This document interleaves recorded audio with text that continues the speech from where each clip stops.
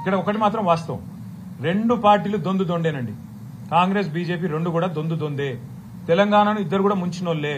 11 ఏళ్లు బీజేపీ ఏం చేయలే, 2 సంవత్సరాలకు 20 నెలలుగా కాంగ్రెస్ ఏమీ చేయలే, ఇచ్చిన ఒక్క మాట నిలబెట్టుకోలే. ఆ ఇద్దరు అభ్యర్థులను మేము అంత సీరియస్ గా తీసుకోవాల్సిన ఆలోచన ఉంటుందని నేనైతే వ్యక్తిగతంగా అనుకోను. కానీ పార్టీగా, ఎందుకంటే నా ఒక్కడ అభిప్రాయం పార్టీ అభిప్రాయం కాదు, పార్టీగా మేము కూర్చుని ఆలోచించి డెఫినెట్ గా మా ఎమ్మెల్యేలు ఉన్నారు, మా ఎంపీలు ఉన్నారు, మా ఎమ్మెల్సీలు ఉన్నారు, మా ఇన్ఛార్జీలు ఉన్నారు, మా స్టేట్ కమిటీ ఉంది, అందరం అవసరమైతే పెద్దలు కేసీఆర్ గారితో మా అభిప్రాయాలు చెప్పి ఒక పార్టీగా నిర్ణయం తీసుకుంటాం. వ్యక్తిగతంగా నేను అనుకోవడం మాత్రం రెండు కూడా దొందు దొందే. కాంగ్రెస్ బీజేపీ రెండు దొందు దొందే. రెండు తెలంగాణకు పనికొచ్చే పార్టీలు కాదు, రెండు ఢిల్లీ పార్టీలే. వాటిని పట్టించుకోవాల్సిన అవసరం కానీ వాటి రాజకీయం గురించి ఆలోచించాల్సిన అవసరం కానీ లేదు అనేది వ్యక్తిగతంగా నా అభిప్రాయం.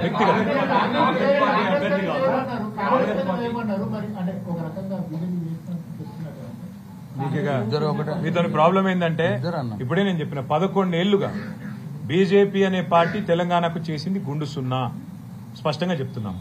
ఇప్పుడు 20 నెలలుగా కాంగ్రెస్ పార్టీ తెలంగాణ ప్రజలకు కొట్టింది గుండు, మీకు ఇచ్చింది గుండు సున్నా. ఇది వాస్తవం. ఇవాళ యూరియా షార్టేజ్ ఉన్నది. ఎవరు బాధ్యులండి? కాంగ్రెస్ బీజేపీ కాదా? కేంద్రంలో ఉన్న బీజేపీ, రాష్ట్రంలో ఉన్న కాంగ్రెస్. మరి రెండు దౌర్భాగ్య పార్టీల వల్ల తెలంగాణలో 70 లక్షల మంది రైతులు వానల్లో తడుస్తూ ఎరువుల కోసం ఎండుతుంటే వీళ్ళకి మాత్రం ఎలక్షన్ రాజకీయాలు కావాలి, ఎలక్షన్ కావాలి, కలెక్షన్ కావాలి, ప్రైవేట్ మార్కెటింగ్ చేయాలి, బ్లాక్ మార్కెటింగ్ చేయాలి, ఇదే దందా. అందుకే అంటున్నారు రెండు దొందు దొందే. నా వ్యక్తిగతమైన అభిప్రాయం ఒక వ్యక్తిగా రెండు పార్టీలు కూడా మనకు తెలంగాణకు చేసిందేమీ లేదు, పట్టించుకోవాల్సిన అవసరం లేదని నా వ్యక్తిగత అభిప్రాయం. పార్టీగా మేము ఎన్నిక డేట్ దగ్గరకు వచ్చినాడు నిర్ణయం తీసుకుంటాము, అప్పుడు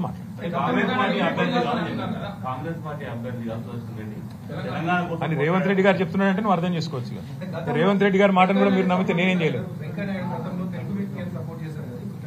అంటే ఇప్పుడు నేను ఒక మాట అడుగుతాను మిమ్మల్ని, మీరు అర్థం చేసుకోండి. రెండు పార్టీలు కలిసి ఒక స్టేట్మెంట్ ఇవ్వమనండి. సెప్టెంబర్ 9 లోపల రాష్ట్రానికి సరిపడా, ఇవాళ మాటిస్తున్నాను, రాష్ట్రానికి సరిపడా యూరియా, ఓకే, 2 లక్షల మెట్రిక్ టన్నుల యూరియా ఇంకా అవసరం మనకి.